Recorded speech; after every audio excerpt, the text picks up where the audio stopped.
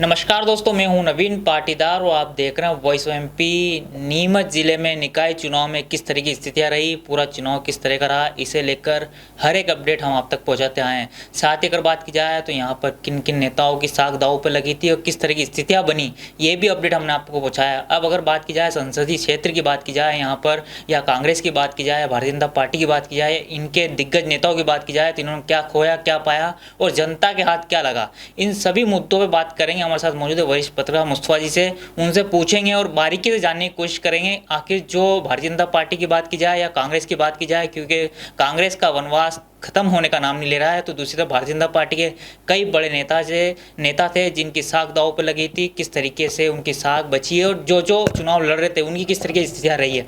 मुस्तफा जी, सबसे पहले बात करें तो पूरा ये चुनाव किस तरह का रहा? देखिए नवीन, चुनाव की बात करें उससे पहले मैं अपने तमाम दर्शकों को आज़ादी के अमृत महोत्सव की बधाई देता हूं। और जैसा कि इस देश में इस समय अभियान चल रहा है कि घर घर तिरंगा, तो सभी दर्शकों से निवेदन है कि वो अपने घर पर तिरंगा ज़रूर फहराएं। वैसे ये बात करीब 10 साल पहले अपने एक लेख में मैंने लिखी थी कि हम लोग हरे नीले पीले अलग अलग कलर के जो तिरंगे अलग अलग कलर के जो झंडे फहराते हैं, लेकिन तिरंगा फहराना एक प्रतीकात्मक हो गया है देश में। केवल 15 अगस्त और 26 जनवरी को ही फहराया जाता है, और वो भी जो शासकीय कर्मचारी और स्कूली बच्चे हैं जिन पे जो उस बंदिश के तहत वहाँ जाते हैं या उनको जाना ज़रूरी होता है, और वो तिरंगा फहराते हैं। जबकि हर भारतीय का फ़र्ज़ है कि वो 15 अगस्त और 26 जनवरी को पूरी आन बान शान से तिरंगा फहराए। और इस बार सरकार ने पूरे देश में इस अभियान को चलाया है, तो सभी दर्शक से अनुरोध है कि वो अपने घरों पे तिरंगा ज़रूर फहराएं। देखिए नवीन, ये चुनाव, यदि हम पंचायत और निकाय चुनाव की बात करें, आपने भी शुरू दिन से पल पल की अपडेट दी, खुद रिपोर्टिंग करने गए, ग्राउंड ज़ीरो पे गए। देखिए, संसदीय क्षेत्र की बात की जाए तो कई बड़े नेताओं की साख दांव पे लगी हुई थी। उनके इस चुनाव में बड़े कई रोड़े थे, कई मुश्किलें थी, कई परेशानी थी, और उन सब के बीच उनको अपनी साख बचानी थी और अपने लोगों को पदों पे काबिज करना था। अब शपथ ग्रहण अधिकांश जगह हो चुके हैं। चूँकि 15 अगस्त आ रहा है तो शायद जो लोग शपथ ले लेंगे वो झंडा फहरा पाएंगे, मुझे यही सोच लगती है इसके पीछे। तो आप अगर हम बात करें तो नीमच मंदसौर ज़िले की बात करते हैं, तो यहाँ पर कैबिनेट मंत्री ओम प्रकाश सकलेचा, सांसद सुधीर गुप्ता और कैबिनेट मंत्री जगदीश देवड़ा, हरदीप सिंह डंग, ये वो बड़े नेता हैं जिनकी पूरी साख दांव पे लगी थी। उनको अपने इलाकों से भारतीय जनता पार्टी को जिताना तो था ही, साथ ही उनको अपने समर्थकों को भी गद्दी पे बिठाना था। तो नीमच ज़िले में सारे चुनाव हो चुके, परिणाम आ चुके, निर्वाचन हो चुके, जो एक स्केच बनकर सामने आए। तो देखिए, इसमें साफ तौर पे ये दिखाई देता है कि इसमें सर्वाधिक गेन अगर किसी लीडर ने किया तो वो है कैबिनेट मंत्री ओम प्रकाश सकलेचा। गजब का परफॉर्मेंस उनका रहा। देखिए, उन्होंने जावद के अंदर जो अपने नगर पंचायत जनपद थी उस पर तो एक सिरे से जीत हासिल करी, अनबीटेबल रहे, और किसी भी उस व्यक्ति को उन्होंने पंच, उप सरपंच और सरपंच तक भी नहीं आने दिया जो उनके मुआफिक नहीं था। और इसमें एक बहुत महत्वपूर्ण भूमिका निभाई उनके सिपह सालार सचिन गोखरू ने, जो जावद के मंडल अध्यक्ष हैं। तो आप ये देखिए कि अब जैसे अब वहाँ की जनपद में वो एक तरफा है, जबकि वहाँ पे पूर्ण अहीर जो उनके घुर विरोधी है वो चुनाव जीते। लोग ये अंदाज़ा लगा रहे थे कि शायद जनपद अध्यक्ष पूर्ण अहीर बनेंगे, लेकिन गोपाल चारण को उन्होंने अध्यक्ष बनाया जो उनके खासुल खास है।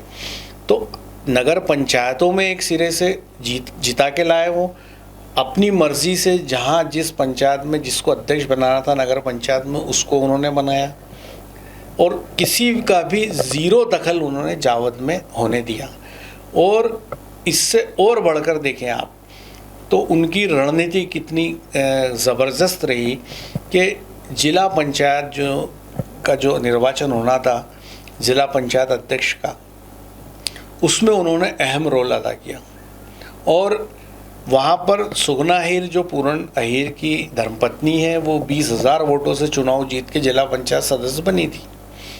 तो जिला पंचायत अध्यक्ष में उसको रोकना था, तो उन्होंने सज्जन सिंह शिवाजी के सिर पे हाथ रखा और भाईजी को उन्होंने जिला पंचायत का अध्यक्ष बना दिया। उन्होंने, जो मुझे खबर है कि उन्होंने सीधे केंद्रीय मंत्री ज्योतिरादित्य सिंधिया से बात की और उनसे विजयन सिंह मालाहेड़ा, जो पूर्व विधायक है मनासा में, जो भारतीय जनता पार्टी प्रबंध समिति के सदस्य, उनको फ़ोन करवाया। उनके पास 2 जिला पंचायत के वोट थे, वो 2 वोट सज्जन भाईजी को दिलवाए और सज्जन सिंह शिवाजी जो है बेहद आसानी से जिला पंचायत के अध्यक्ष चुन लिए गए। तो सीधे सीधे कैबिनेट मंत्री ओम प्रकाश सकलेचा ने अपने मुआफिक जिला पंचायत अध्यक्ष बिठाया। तो ये बड़ी उपलब्धि की बात है। अब यदि हम मनासा की बात करें तो वहाँ पर विधायक माधव मारू जो है वो कई तरह से जो है अपना उनका जो परफॉर्मेंस है उनके क्षेत्र में काफ़ी बेहतर रहा और वो जो है तो उन्होंने वहाँ पर जो टिकटों का वितरण हुआ उनके मुआफिक हुआ।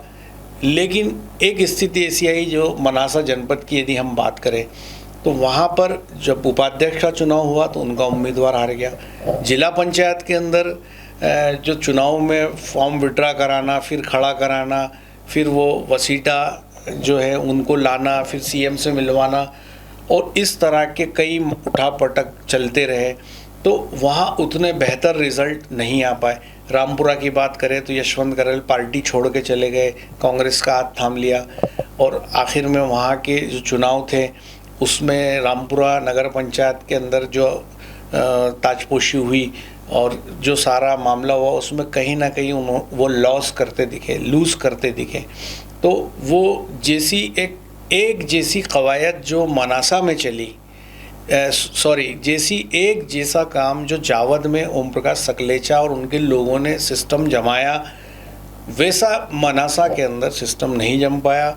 वहाँ विधायक जो है कई तरह के आरोप प्रत्यारोप में घिरे रहे और वहाँ खींचतान पार्टी की काफ़ी देखने को मिली।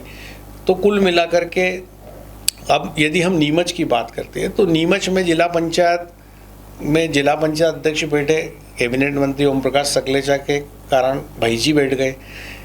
नगर पालिका की यदि बात करें तो यहाँ पर सुधीर गुप्ता ने बाजी मारी और अपने खासुल खास संतोष चोपड़ा को उन्होंने नगर पालिका अध्यक्ष पे काबिज करा दिया। तो एक बड़ी बात थी।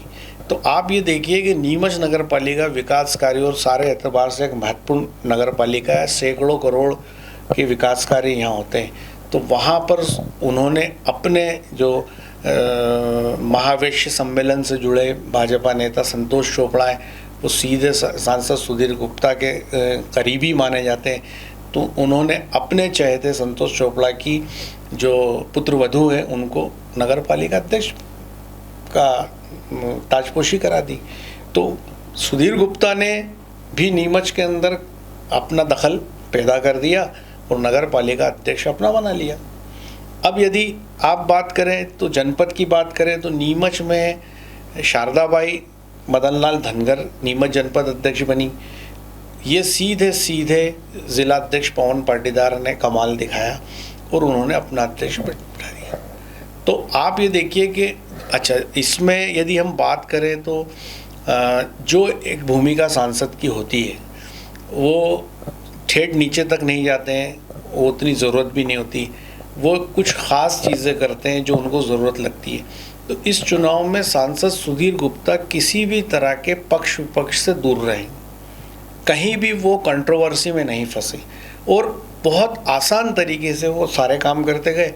जिला पंचायत में भाईजी की बात आई तो उन्होंने उनको समर्थन दे दिया, अध्यक्ष बन गए। नगर पालिका में संतोष चोपड़ा की पुत्रवधू को उन्होंने आगे बढ़ाया और उनके नाम पे हरी झंडी कराई और उनको नगर पालिका का उनको काबिज करा दिया। तो आप ये देखिए कि कहीं ना कहीं इस चुनाव में सांसद सुधीर गुप्ता भी मुझे प्लस दिखाई देते हैं। और पवन पाटीदार की यदि बात करें तो पवन पाटीदार के का पहला कार्यकाल था जिसमें निकाय चुनाव, पंचायत चुनाव होने थे, तो उन्होंने पूरी ताकत से नीमच क्षेत्र के अंदर अपने लोग पैदा किए। नगर पालिका में अपने लोगों को उन्होंने टिकट दिया, पंचायतों में, जनपद में, जिला पंचायत में, और उनको जिताने के लिए पूरा दमखम भी लगाया और वो जीत के आए भी। और नीमच जनपद की बात करें तो उन्होंने शारदाबाई मदनलाल धनगर का सपोर्ट किया और यहाँ से लेके भोपाल तक भारी विरोध के बावजूद उनके नाम पे उन्होंने हरी झंडी करवाई और उनको जनपद अध्यक्ष बनवाया। तो नीमच जनपद जो है पवन पाटीदार के खाते में चली गई, नगर पालिका सांसद सुधीर गुप्ता के खाते में चली गई, जीरन नगर पंचायत में बीजेपी का बहुमत था लेकिन वो कांग्रेस के हाथ में चली गई। तो यदि हम नीमच की बात करें तो विधायक दिलीप बापू इस पूरे चुनाव में मुझे काफ़ी माइनस दिखाई देते। पहले तो कंट्रोवर्सी बड़ी हुई जब टिकटों का वितरण हुआ, और चाहे मधु बापू की बात करें तो उनके घुर विरोधी तरुण भाईती जो विधायक दिलीप बापू के बेहद यूँ माना जाता है कि भाई विधायक दिलीप बापू तरुण भाईती का बिल्कुल 12वां चंद्रमा है। तो वहाँ पे विधायक दिलीप बापू ने अपनी पसंद के उम्मीदवार को, मधु बापू को मैदान में उतारा, एड़ी चोटी लगाई, पर 10,000 वोटों से तरुण भाईती चुनाव जीत गए, तो वो उनके खाते में माइनस रहा। फिर जिला पंचायत में उनका हस्तक्षेप ना के बराबर दिखा, स्वीकृति जरूर देनी पड़ी होगी उनको और दे दी होगी उन्होंने। नीमच जनपद के अंदर वो उस रोल में नज़र नहीं आए। जीरन नगर पंचायत में कांग्रेस का अध्यक्ष बैठ गया। नीमच नगर पालिका की बात करें तो कोई अहम रोल नज़र नहीं आया उनका। और ये पूरा सिस्टम जो है संतोष चोपड़ा ने अपने स्तर पे जमाया, जो भी सिस्टम मैनेजमेंट उन्होंने तय किया। यही दिलीप बापू ने अपने घर में पार्षदों का स्वागत सत्कार रखा, 3 निर्दलीय पार्षद नहीं आया, और वही 3 निर्दलीय पार्षदों ने खुलकर डंके की चोट संतोष चोपड़ा की पुत्रवधू को वोट किया। वही संतोष चोपड़ा ने 5 पार्षद कांग्रेस के तोड़े और वोट कराया। तो आप ये देखें कि इस चुनाव के अंदर यदि हम उसको बारीकी से आकलन करें तो सर्वाधिक बेहतर परफॉर्मेंस जो दिखाई देता है वो कैबिनेट मंत्री ओम प्रकाश सकलेचा का दिखता है, फिर सांसद सुधीर गुप्ता का दिखता है, और जिलाध्यक्ष पवन पाटीदार जो पहली बार इस काम में लगे थे, तो उन्होंने इस बार अपने हिसाब से जहाँ जितने लोगों को चुनाव लड़ा सकते थे, जिता सकते थे, उन्होंने वो किया और अपनी एक अच्छी खासी उन्होंने इस चुनाव में ज़मीन तैयार कर ली। नवीन मुस्वा जी, अगर बात किया जिस तरीके से आपने नीमच का सिनेरियो बताया, किस तरीके से भारतीय जनता पार्टी ने यहाँ जो है अपने पूरे मोहरे बिछाए, किस तरीके से काम किया। अगर मंदसौर की बात किया तो यहाँ पर भी बंशीलाल जी लंबे समय से जो है मांग कर रहे थे कि उनको कोई मौका दिया जाए, पार्टी को दायित्व सौंपे। तो ऐसे में बात किया नगर पालिका अध्यक्ष भी उनके घर से बनी है। साथ ही अगर बात किया जाए तो पूर्व विधायक सुभाष राज के जो हैं पाटीदार जी, उनके घर से जिला पंचायत बनाया। क्या माना जाए कि पुराने जो दिग्गज नेता थे भारतीय जनता पार्टी ने उन्हें खुश करने का मौका नहीं किया? नहीं, देखिए रवीन, इसमें भी बहुत एक ख़ास बात इस चुनाव में मुझे दिखती है। नीमच मंदसौर की बात करें तो 3 शख्सियत मुझे ऐसी नज़र आती है कि जो पूरी तरह से सत्ता की राजनीति से वो बैक ऑफ कर गए थे। भाई संतोष चोपड़ा ने पिछली बार जब लोग नीमच नगर पालिका अध्यक्ष का टिकट मांगा था तो उनका टिकट कट गया था और राकेश पप्पू जैन का टिकट हुआ था। तो वो सत्ता की राजनीति में सीधे कहीं इन्वॉल्व नहीं थे, संगठन में वो सक्रिय थे और उनके लिए कोई संभावना दिखाई नहीं दे रही थी कि वो आगे कौन सा चुनाव लड़ेंगे। चूँकि ये महिला आ गई अनारक्षित, तो जाहिर सी बात है उनकी पॉसिबिलिटी बिल्कुल नहीं थी। तो वो भी लंबे समय से वेटिंग में चल रहे थे। यदि हम दूसरी बात करें सज्जन भाई जी की, सज्जन भाई जी शिवाजी के स्वर्गवासी होने के बाद वो जनपद का चुनाव लड़े, पर उस समय वो जनपद अध्यक्ष नहीं बन पाए और वो मौका उनके हाथ से चला गया। तब से वो भी वेटिंग में थे कि उनको कोई चांस मिले, कोई उम्मीद की किरण नज़र आए और किसी तरह वो भारतीय जनता पार्टी के से जुड़कर कहीं पे किसी पद पे वो आसीन हो।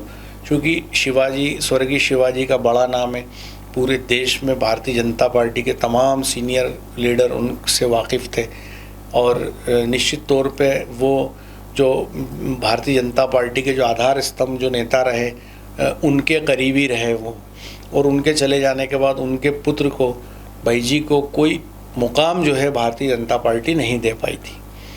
और तीसरे नेता मुझे दिखते हैं बंशीलाल जी गुर्जर। बंशीलाल जी गुर्जर भी लगातार उम्मीद पे चल रहे थे, विधानसभा का टिकट मांग रहे थे, लोकसभा का टिकट मांग रहे थे, लेकिन पार्टी ने उनको कहीं भी एडजस्ट नहीं किया। पिछले लोकसभा चुनाव में बाहरी नाराज़गी हुई, सीएम शिवराज सिंह मंसूर आए, उनको हेलीकॉप्टर में बिठा के ले गए, फिर समझाया, फिर उनको कैबिनेट मंत्री का दर्जा भी दिया जो उन्होंने ठुकरा दिया, और ओवरऑल वो ज़मीनी राजनीति करते रहे, संगठन की राजनीति करते रहे, भाजपा किसान मोर्चे के राष्ट्रीय अध्यक्ष बन गए, लेकिन पद पे वो सत्ता में किसी पद पे वो नहीं आ पाए थे। तो इस चुनाव के अंदर इन 3 लोगों ने वापसी की है। वहाँ पे रमादेवी गुर्जर जो है वो नगर पालिका अध्यक्ष बनी मंदसौर में, तो कहीं ना कहीं बंशीलाल जी की वापसी हुई है सत्ता की राजनीति में। रमादेवी गुर्जर ने एक और इतिहास बनाया, वो एक ऐसी महिला है जो मंडी अध्यक्ष रही, जनपद अध्यक्ष रही और अब नगर पालिका अध्यक्ष रही। 3 महत्वपूर्ण पदों पे वो काम करेगी। वो 2 पे कर चुकी, तीसरे पे अब करेगी। ठीक वही स्थिति सज्जन भाई जी की रही, लंबे समय से इंतज़ार कर रहे थे, इस बार उनको बेहद गोल्डन चांस मिला और कैबिनेट मंत्री ओम प्रकाश सकलेचा के वरद हस्त के चलते और उनको जो है तो जिला पंचायत में वो अध्यक्ष चुने गए। और संतोष चोपड़ा ने वापसी अपनी पुत्रवधू के माध्यम से की और बहुत ही दमदारी से उन्होंने जो है अपनी पुत्रवधू को नीमच नगर पालिका अध्यक्ष निर्वाचित करवाया और आज उन्होंने शपथ भी ले ली नवीन। तो ये 3 लोग मुझे पूरे संसदीय क्षेत्र में बहुत महत्वपूर्ण लगते हैं।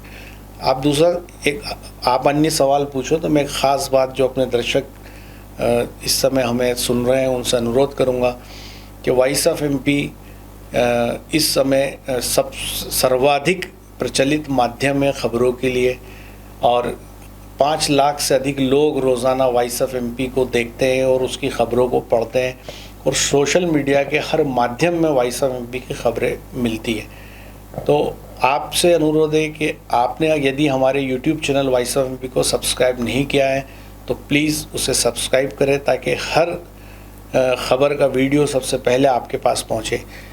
यदि आपने हमारे Google app voice of MP को डाउनलोड नहीं किया है तो प्ले स्टोर से आप वॉइस ऑफ एमपी के न्यूज़ ऐप को डाउनलोड ज़रूर करें ताकि किसी भी घटना के घटते ही सबसे पहले ब्रेकिंग आपको मोबाइल पे मिलेगी। और यदि आपके पास KTV का कनेक्शन नहीं है तो नीमच के सबसे बड़े केबल नेटवर्क KTV का कनेक्शन लीजिए क्योंकि उसके 130 नंबर चैनल पर round the clock 24 hours voice of MP का न्यूज़ चैनल चलता है। और वैसे राखी के इस त्यौहार पे KTV ने अपने दर्शकों को बड़ा उपहार दिया है और इस नेटवर्क पर 300 चैनल चल रहे हैं। तो आप KTV का 130 नंबर चैनल खबरों के लिए देख सकते हैं और आप हमारे फेसबुक पेज को भी लाइक कर सकते हैं, फॉलो कर सकते हैं ताकि हर खबर उसके माध्यम से भी आपको मिले। जी नवीन। मुस्तफा जी, अगर कांग्रेस की बात की जाए, संसदीय क्षेत्र की बात की जाए तो यहाँ पर जिस तरह से कांग्रेस राजनीति कर रही है, जिस तरह के अब जो खबरें निकल के आ रही है, जिस तरह के वाद विवाद सामने आ रहे हैं, इसे लेकर क्या सोचते हैं, किस तरह ये जो राजनीति की जा रही है? देखिए नवीन, ये तमाम जो चीज़ें हैं ये एक तरह का जिसे कहते हैं कि वो विधवा विलाप टाइप बातें हैं। ब्रिजेश सक्सेना बहुत अच्छे नेता है, बहुत अच्छे इंसान भी है वो। तो उन्होंने कहा कि मेरा मन उछट गया, भावुक हो गए, ये हो गया। देखिए, राजनीति का जो पैटर्न इस समय भारत के अंदर चल रहा है जहां पूरी सरकार हाईजेक हो जाती है। आप बताइए, एकनाथ शिंदे 40 विधायकों के साथ गुवाहाटी चले गए, मध्य प्रदेश में ज्योतिरादित्य सिंधिया ऑपरेशन लोटस में चले गए, पूरी सरकार कमलनाथ की चली गई, वहाँ पर उद्धव ठाकरे की सरकार चली गई। तो पॉलिटिक्स का यही ट्रेंड और ट्रैक इस देश में है। ब्रिजेश सक्सेना जी ब्लॉक कांग्रेस अध्यक्ष हैं, उन्होंने ये कहा कि सर्वाधिक टिकट उनके दिए हुए, उन्होंने लोगों को सिलेक्शन किया था कि किसको पार्षद लड़ाना है और यदि उनके पार्षद टूटते हैं तो उनको ये कह के इस्तीफा देना चाहिए कि मैं नैतिक जवाबदारी रहता हूँ कि पार्षद संभाल नहीं पाया और पार्षद चले गए। ये तो कांग्रेस की जिम्मेवारी है कि भाई उनके पार्षदों को वो सिस्टम में रखते। अब वो ये 2-4 दिन ये सब रोना गाना चलेगा, आरोप प्रत्यारोप चलेगा, फिर भूल जाएंगे क्योंकि अब स्वाति चोपड़ा नगर पालिका अध्यक्ष बन चुकी है, वो 4 ले चुकी है। अब कोई कॉलम ऐसा नहीं आता है जिसमें उनको कोई हटा सके। अब वो 5 साल बैठेगी, 5 साल के लिए वो चुन ली गई, शपथ हो चुकी। अब कोई कहे कि किसने खरीद लिया, किसने बेच दिया, किसने पैसे ले लिए, किसने छोड़ दिए, ये बातें बेमानी है, फिजूल है। ये एक बैटल फील्ड है, उसमें सबको अधिकार है खेलने का। जो संतोष चोपड़ा ने जो सिस्टम जमाया वो ब्रिजेश सक्सेना जमा सकते थे, तो आप नहीं जमा पाए तो अब आरोप प्रत्यारोप कर रहे हैं, तो ये बेमानी है। जब खुला मैदान था, सबको पता था कि क्या होता है, क्या तरीके, क्या सिस्टम है। आपके 5 पार्षद आपसे छिटक के चले गए, आपको नैतिक आधार पर जिम्मेदारी लेके ये कहना चाहिए इसलिए मैं इस्तीफा देता हूँ। आप भावुक होकर काहे के लिए कह रहे हैं कि ये मेरे साथ ये हो गया वो हो गया। अरे आपकी जवाबदारी थी कि आपके दिए हुए टिकट और आपके लड़ाए हुए पार्षद आप ही को छोड़ के क्यों चले गए। तो ये सिस्टम है, जब सरकारें हाईजैक हो रही, विधायक जा रहे हैं, तो पार्षदों का क्या है, चले गए। अब ये जो पॉलिटिक आज की स्थिति में जो राजनीति का जो परिदृश्य है, उसमें साम दाम दंड भेद, जो जिस पलटे आता है उस पलटे ले आओ। तो संतोष चोपड़ा ने वो मैनेजमेंट बिठा लिया।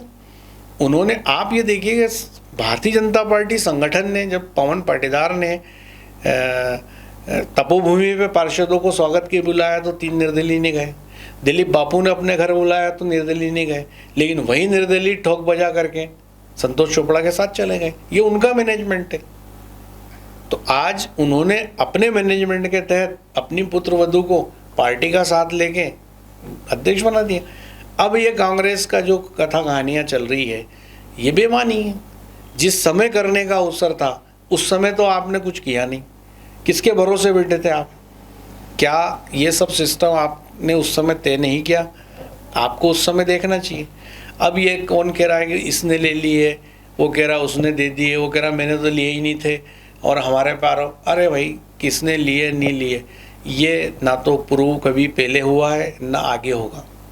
जब विधायक और सांसद बिक गए तो उनके ही आज तक पता नहीं चला किसने दिए थे और किसने लिए थे।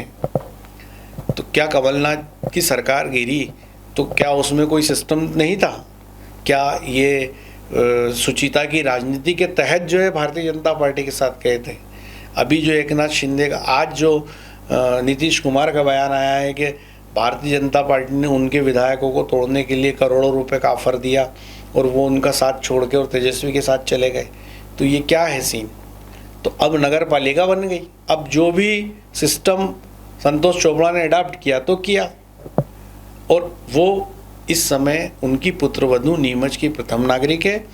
और जो फीडबैक जो लोगों का है, जो आम लोगों से बातें आती है, संतोष चोपड़ा बेहद ही संजीदा व्यक्ति है, ज़बान के धनी माने जाते हैं, और इस शहर के अंदर नगर पालिका की जो दिक्कतें हैं उनसे वो बखूबी वाकिफ़ है, क्योंकि वो रियल एस्टेट के कारोबारी है।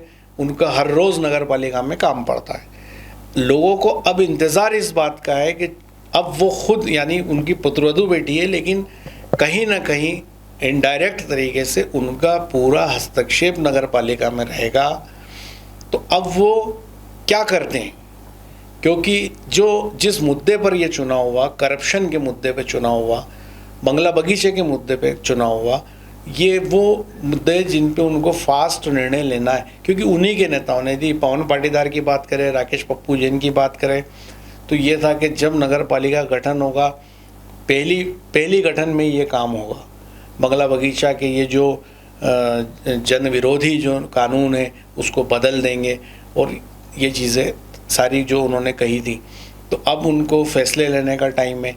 और ये जो करप्शन नगर पालिका में जो घुन की तरह खा रहा है, आप देखें कि नगर पालिका में कोई भी काम बिना पैसे लिए दिए नहीं होता है। वहाँ पूरा मैनेजमेंट है, बता कौन किसके पास जाना है, कौन से काम के लिए, सारा सिस्टम बना हुआ है। तो संतोष चोपड़ा जैसे एक संजीदा व्यक्ति के पुत्रवधू के वहाँ बैठने के बाद हम ये उम्मीद करते हैं कि ये जो नगर पालिका चरागाह बनी हुई है, जो लूट का अड्डा बनी हुई है, जहाँ पे हर काम रुपए के लेन देन के बगैर नहीं होता है, निश्चित तौर पे वहाँ पे साफ़ सफाई अभियान चलेगा। और पिछले 2 साल में जो करप्शन का जो रिकॉर्ड बना है उन तमाम मामलों की भी जांच होगी कि कितने सही गलत आवंटन इस दौरान हुए हैं। और जो लीज नवीनीकरण है, नामांतरण है, निर्माण अनुमति है, ऐसे छोटे छोटे कामों के लिए जितने धक्के आम लोगों को खाने पड़ते हैं, जितनी मुश्किलें उनको उठानी पड़ती है, वो किसी से छुपी नहीं है। आपने खुद ने अपने नामांतरण में देखा कि कितनी परेशानियां आपको आई, जबकि आप एक जिम्मेदार व्यक्ति है नीमच के, आप एक चैनल के एडिटर हैं और वेल नोन पर्सन है। उसके बावजूद नगर पालिका में किस तरह से काम किया कर्मचारियों ने, ये आपको पता है। तो ये एक आम नागरिक की पीड़ा का हम अंदाज़ा लगा सकते हैं कि वो कितनी मुश्किलों से गुजरता होगा जब वो वहाँ जाता होगा, कैसे तकलीफ़ों को झेलता होगा। 2-2 साल 3-3 साल नामांतरण नहीं होते, निर्माण अनुमतियाँ नहीं मिलती है, इंजीनियर फाइलें फेंक देते हैं, देखेंगे नहीं क्या ज़रूरत है। उनके अपने अमचे चमचे 5-6 एक इंजीनियर के साथ घूम रहे, वो जाके बाज़ार में सौदे कुटाते हैं। जब सब चीज़ें क्लियर हो जाती है उसके बाद वो फिल्म में इंजीनियर साहब आते हैं, फिर वो कहते हैं कि हाँ हम देखते हैं क्या करना है क्या नहीं करना है। तो ये महत्वपूर्ण बात है। और ये सबसे पहला काम नगर पालिका में करप्शन जो घुन की तरह खा रही है उस पर तत्काल रोक लगनी चाहिए, उस पर सख्त कार्रवाई होनी चाहिए। और जो बंगला बगीचे का वादा भारतीय जनता पार्टी ने किया है उस पर सबसे पहला एक्शन उनको लेना चाहिए। ये जो सरकारें होती है, जो नगर निकाय के अंदर जो चुने हुए लोग होते हैं, जो ये जनता को राहत देने के लिए होते हैं, ये जनता को डराने धमकाने के लिए, उनका गला दबाने के लिए नहीं होते। भाई सरकार के 2 पहिए होते हैं, एक गवर्नमेंट मशीनरी होती है और एक चुने हुए लोग होते हैं। चुने हुए लोगों को ही प्रजातंत्र में इसलिए बिठाया जाता है कि गवर्नमेंट मशीनरी अपना आपा ना खो दे, गवर्नमेंट मशीनरी अपनी मनमानी ना करे, ताकि कोई भी फरियादी जाके उस चुने हुए व्यक्ति से मिल के अपना दुखड़ा रो दे और अपना काम करा दे। तो यदि वो चुना हुआ व्यक्ति उसकी फरियाद और दुखड़ा नहीं सुनेगा तो वो फरियादी कहाँ जाएगा, किसको रोएगा, छोटे छोटे कामों के लिए किसके पास भटकेगा वो। तो आज यदि हम आम मुनादी करा के नीमच के 1.25 लाख लोगों को कमल चौक पे बुला ले और उनसे हाथ खड़ा करवा ले कि श्रीमान जी बताओ आप नगर पालिका से खुश हो के नाराज़ हो, तो मेरा ये दावा है कि तमाम 1 लाख लोग हाथ खड़े करके कहेंगे कि हम नगर पालिका के जो गवर्नमेंट मशीनरी उसके क्रियाकलापों से बिल्कुल नाखुश। आज शपथ विधि हुआ है तो उम्मीद करते हैं कि आने वाले दिनों के अंदर कुछ बेहतर नगर पालिका में होता दिखेगा। और अब वो संतोष चोपड़ा भी मुझे लगता है अब कसौटी पे कसे जाएंगे, क्योंकि जो बातें वो करते रहे अब उनको परखने का टाइम आया है। तो शायद अब उनको आज शपथ ले ली उनकी पुत्रवधू ने, तो उनको कल से काम शुरू कर देना चाहिए, साफ सफाई अभियान इस पूरी चीज़ का। नवीन मुस्वा जी, एक और सवाल खड़ा होता है कि कांग्रेस अपना जादू नहीं दिखा पाई। पूर्व सांसद मीनाक्षी नटराजन ने यहाँ पर पार्षदों के लिए जो है यहाँ दौरा किया, उनके लिए समर्थन में जो है प्रत्याशियों के लिए जो है बार बार वार्ड में गई, लेकिन उनका जादू नहीं दिखा। चाहे मंदसौर की बात की जाए, चाहे नीमच की बात की जाए, तो क्या मानते हैं आप इसे? मैं तो इसे एक रस्मदाई की मानता हूँ नवीन, क्योंकि चूँकि मैंने देखा, कई पुराने बड़े नेताओं को भी देखा है, उनका सिस्टम जो मैंने महसूस किया वो ये होता है कि कोई पुण्यतिथि है या कोई चुनाव हुए, उसमें एक आध वार्ड में दौरा करके और एक मैसेज हो गया, एक वहाँ पे प्रेजेंस लग गई कि हाँ हम नीमच गए थे, हाँ हम मंदसौर गए थे, हाँ हम उस चुनाव में एक दौरा करने गए थे, मतलब हम है करके। पर जिस तरह से संगठन को एकजुट करने की बात है, जिस तरह से कार्यकर्ताओं के साथ कंधे से कंधा मिलाकर चलने की बात है, वो तो कहीं नहीं दिखी। अब 2-4 वार्डों में आप चले गए, फीता काटिया है, भाषण दिया है, काम हो गया, खबरें छप गई, वो खबरें दिल्ली पहुंच गई, वहाँ पता चल गया कि साहब दिल्ली के जो बड़े नेता है वो अपने संसदीय क्षेत्र में जाके और काम कर रहे हैं। एक आध पुण्यतिथि जवाहरलाल नेहरू की, इंदिरा गांधी की मना ली, उसके फ़ोटो न्यूज़ खबरें अखबार में छप गई, पता चल गया कि साहब अपने क्षेत्र में काम कर रहे हैं। पर जिस तरह से काम होना चाहिए, जिस तरह से भारतीय जनता पार्टी के नेता लग के काम करते हैं, डोर टू डोर काम करते, जिस तरह से हमने इस चुनाव में सांसद सुधीर गुप्ता को काम करते देखा, हमने ओम प्रकाश सकलेचा को काम करते देखा, हमने पवन पाटीदार को काम करते देखा, वैसे ही मंदसौर में हमने नानालाल अटोलिया को काम करते देखा। अब देखिए ना, अनिल कियावत को प्रभारी यहाँ का बनाए आएंगे तो आपके जाने से कुछ फ़र्क पड़ेगा। लेकिन अब यहाँ की समस्याओं को, यहाँ की परेशानियों को, यहाँ के दुखड़ों को, यहाँ की फरियाद को यदि आप नहीं उठाते हैं, यहाँ मुश्किल में नहीं आते हैं, यहाँ लोगों की विपदा नहीं सुनते, तो फिर जादू किस बात का चलेगा। जब आप उनके साथ कदम से कदम मिला के चलेंगे तो चलेगा। तो आप ये देखिए, ये तो जैसा हमने पहली खबरों में कहा कि जब चुनाव की बात चल रही थी कि निकाय चुनाव होंगे, तब ऐसा लग रहा था कि कांग्रेस की 5 सीटें आएगी, 5 पार्षद जीतेंगे।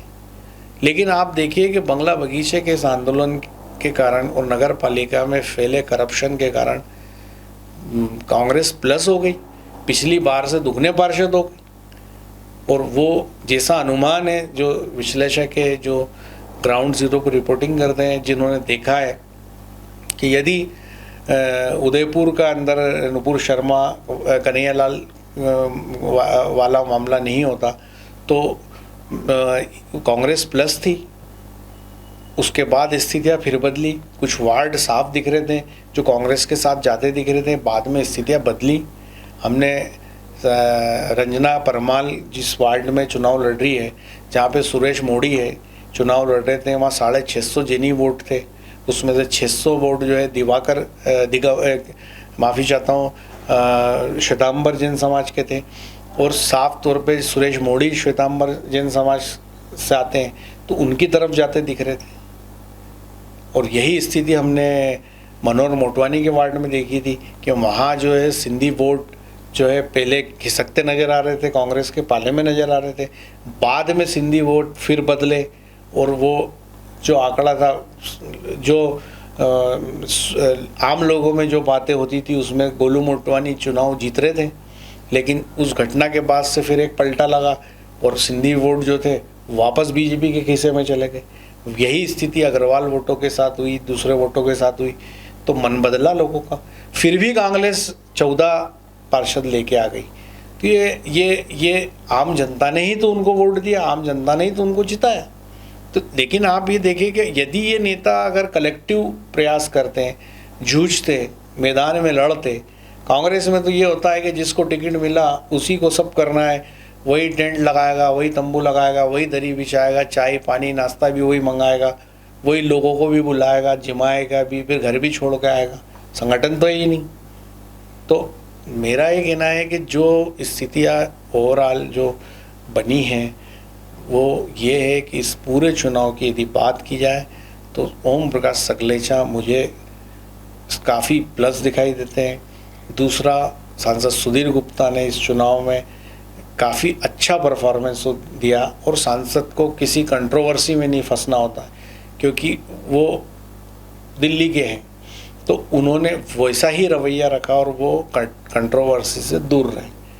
और यदि आप बात की जाए तो भाई जी की बात करें, संतोष चोपड़ा की, बंशीलाल गुर्जर की, तो उन्होंने वापसी की है और काफ़ी अच्छा उन्होंने परफॉर्मेंस दे के पद हासिल किए। भाई जी का दर्जा राज्य मंत्री का दर्जा है, बड़ा ओहदा है उनका, तो जाहिर सी बात है वो भी अच्छा काम करेंगे। वो कह भी रहे हैं कि मैं लग के मैं अपना अच्छा परफॉर्मेंस दूंगा। तो ओवरऑल अब सारे चुनाव का सिस्टम सेट हो चुका है। तो अब देखते हैं कि आने वाली स्थितियों के अंदर ये तमाम लोग जो पदों पे बैठे हैं, जिनको जनता ने बिठाया है, वो किस तरह का परफॉर्मेंस देते हैं। और अभी ये महीना अगस्त का चल रहा है और सांसद सुधीर गुप्ता फिर एक बार कसौटी पे कसे जाएंगे, और सितंबर अक्टूबर में उम्मीद की जा रही है कि सरकार अफीम नीति घोषित करेगी। और मालवा जो है संसदीय क्षेत्र के किसान उनकी तरफ देख रहे हैं कि क्या इस बार 1 लाख किसानों को पट्टे दिला पाएंगे, और क्या सीन होता है, क्या रिलैक्सेशन, क्या अफीम के दाम बढ़ेंगे, और दूसरा जो है तो जो पुराने 98 से कटे हुए पट्टे वो मिलेंगे।